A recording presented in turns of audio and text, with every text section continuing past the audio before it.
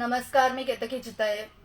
बातमीच अशी धक्कादायक वाचून उठली आहे की काय बोलावं काही कळत नाहीये यावर.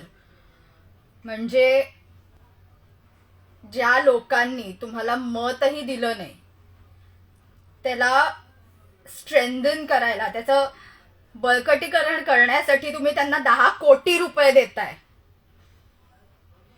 तुम्ही बधीर आहात की तुम्ही आम्हाला बधीर करून सोडणार आहात?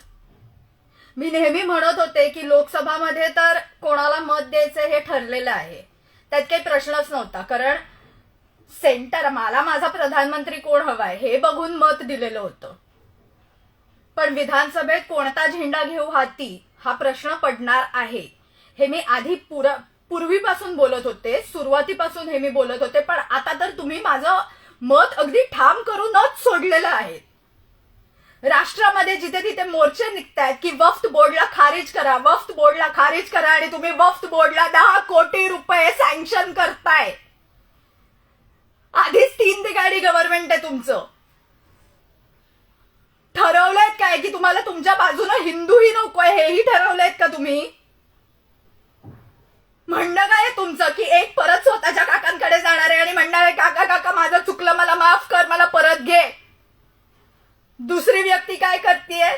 3 चाकी सायकल चालवता येत नाहीये, डोक्यात हवा गेलेली आहे, म्हणून परत मी माझे 3 चाकी रिक्षा चालवायला निघतो असं म्हणणार आहे. आणि तिसऱ्याचं तर काय, रेझिग्नेशन ऍक्सेप्टच केलं जात नाहीये. माझा राजीनामा घ्या, माझा राजीनामा घ्या हे ऍक्सेप्ट केलं जात नाहीये. म्हणून ह्या पद्धतीने तुम्ही राजीनामा सोडा. तुम्ही दरिद्रीपणा करणार आहात का? तुमचं म्हणणं काय आहे की बघा 10वीतला मुलगा जसा म्हणतो मी आता फेलच होऊन दाखवेन, तसं तुम्ही किती संख्यानं तुमची मतं तुम्ही कमी करणार आहात हे डिसाईड केलंय का? हा तुमचा गोल आहे का विधानसभेसाठी? म्हणणं काय आहे तुमचं नेमकं? स्पष्ट क्लिअर कट सांगून टाका हे काय आहे. वक्फ बोर्डला आम्ही अपील करण्यासाठी, त्यांच्या बळकटीकरणासाठी आम्ही पैसा देतोय म्हणजे काय आहे? वक्फ बोर्ड उद्या हिंदूंची आतापर्यंत इतकी जमीन ऑलरेडी खाऊन बसलेलं आहे. बरं, वक्फ बोर्ड तुमच्या घरी उद्या आला, म्हणाला की हे मी जे बघतायत त्यांना सांगतेय की आपल्याकडे आला वक्फ बोर्ड मधली माणसं आणि म्हणाली की ही जमीन आमची आहे, तुमची नाहीये, तर आपण बोंबा मारत रस्त्यावरती फिरू. कारण वक्फ बोर्डचा डिसिजन हा हायकोर्ट किंवा सुप्रीम कोर्ट मध्ये चालत नाही. धन्य हो त्या बॅकसीट ड्रायव्हर मातेचं व सोनियाजी गांधींचं, ज्यांनी वक्फ बोर्डला ही परमिशन दिलेली आहे की जे काय घडेल ते वक्फ बोर्डच्या म्हणजे त्यांची जी काय समिती आहे तिकडेच रिझल्ट आणि तिकडेच आर्ग्युमेंट ऐकली जाईल. आणि ह्याचमुळे हिंदूंचे अतिशय कितीतरी कोटी एकर जागा हडपल्यात यांनी की दुसरे हायेस्ट लँड ओनर्स आहेत वक्फ बोर्ड. सर्वात पहिलं थँकफुली गव्हर्नमेंट ऑफ इंडिया आहे आणि दुसरं वक्फ बोर्ड आहे ज्याच्याकडे सर्वात जास्त जमीन आहे. ह्यांना रद्द केलंच पाहिजे. आणि तुम्ही त्यांना 10 कोटी रुपये देताय, सँक्शन करताय त्यांना. अरे निर्लज्ज माणसांनो, थोडा तरी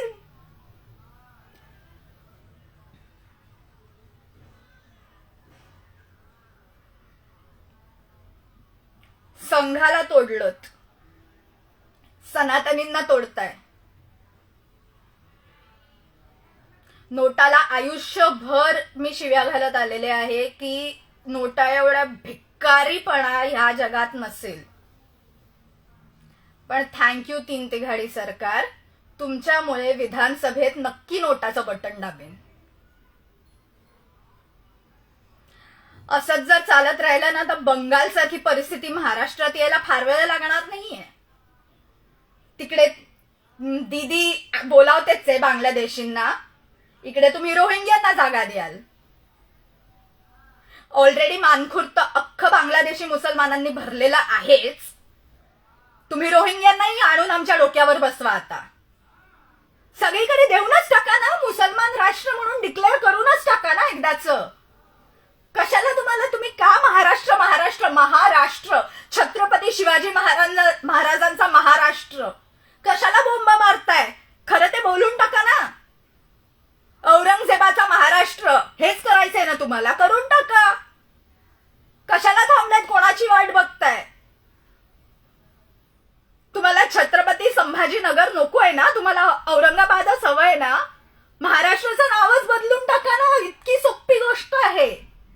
आणि उगाच छत्रपतींचं, फुल्यांचं, आंबेडकरांचं, सावरकरांचं कोणाचंही नाव घेऊ नका, त्यांचा अपमान करू नका त्यांचा महाराष्ट्र म्हणून.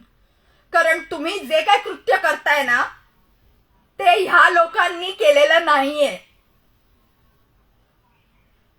त्यांची नावं तोंडातूनही काढू नका यापुढे.